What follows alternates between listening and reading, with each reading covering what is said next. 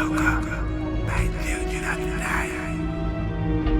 It is time. Now, squad knocking day. Gully Kreeper. It is time for another story of Duppy Chronicles.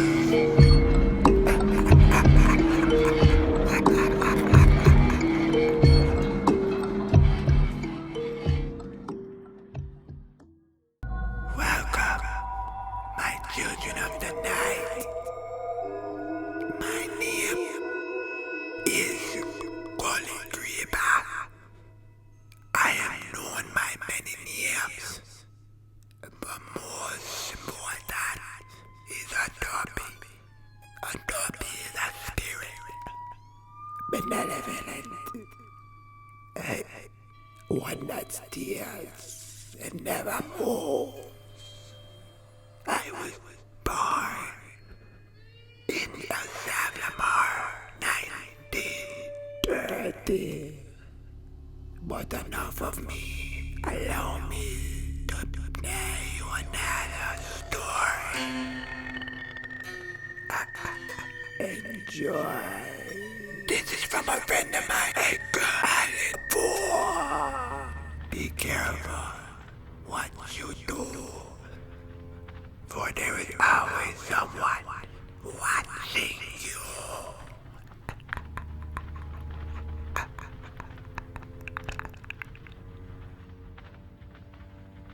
It is impossible to say how first the idea entered my brain, but once conceived, it haunted me day and night.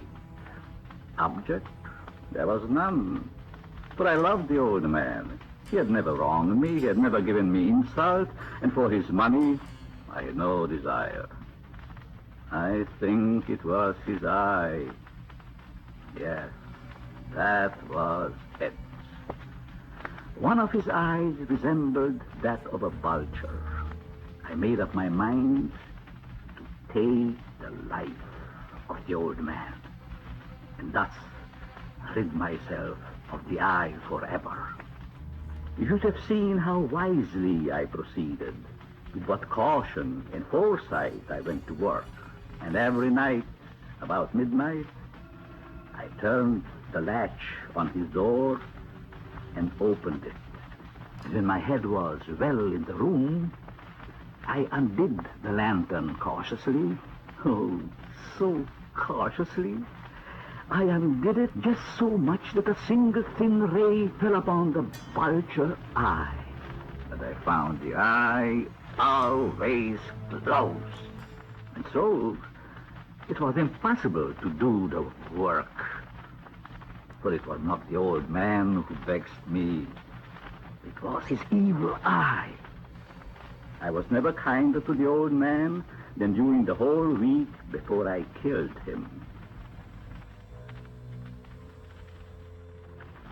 And this I did for 7 long nights, every night, just at midnight. But I found the eye always closed. Upon the 8th night, I was more than usually cautious in opening the door. A watch's minute hand moves more quickly than did mine. When I was about to open the lantern, my thumb slid upon the thin fastening, and the old man sprang up in bed, crying out, "Who's there?" He had been trying to fancy them causeless. He had been saying to himself, "It is nothing but the wind in the chimney. It is only a mouse crossing the floor." But all in vain.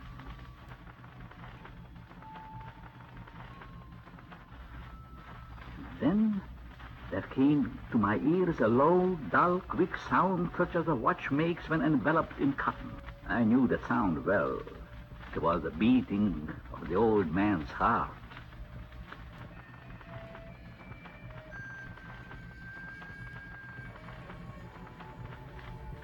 Meantime, the hellish tattoo of the heart increased. It grew quicker and quicker and louder every instant. The old man's hour had come. He shrieked once, only once.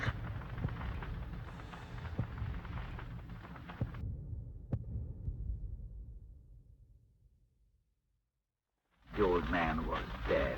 His eye would trouble me no more. If still you think me mad, you will think no longer when I describe the wise precautions I took for the concealment of the body. First of all, I dismembered the corpse. I then took up 3 planks from the flooring and deposited all between the scantlings. I then replaced the boards so cleverly, so cunningly, that no human eye could detect anything wrong.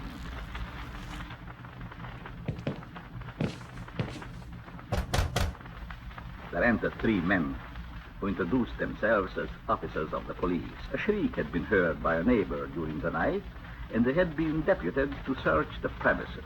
I bade the gentlemen welcome. The shriek, I said, was my own in a dream.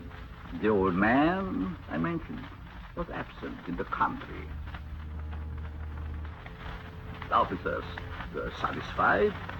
My manner had convinced them. But ere long, I felt myself getting pale, and I wished them gone.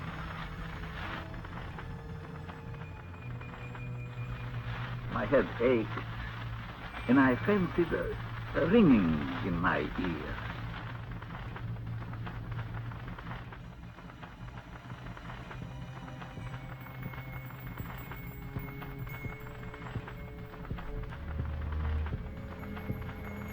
I found that the noise was not within my ears.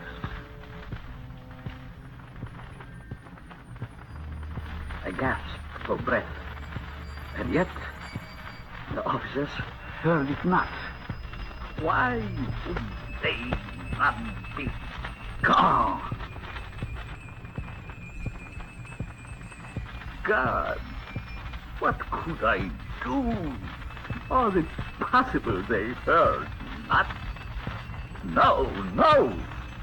They heard. They suspected. They knew. They were making mockery of my horror. Villains! I shrieked. I admit the deed. Tear up the planks. Here!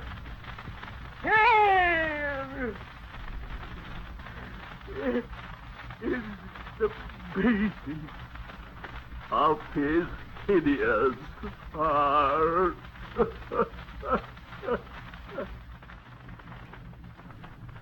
Remember, my children, never try to do something that you know you will regret. Until the next time.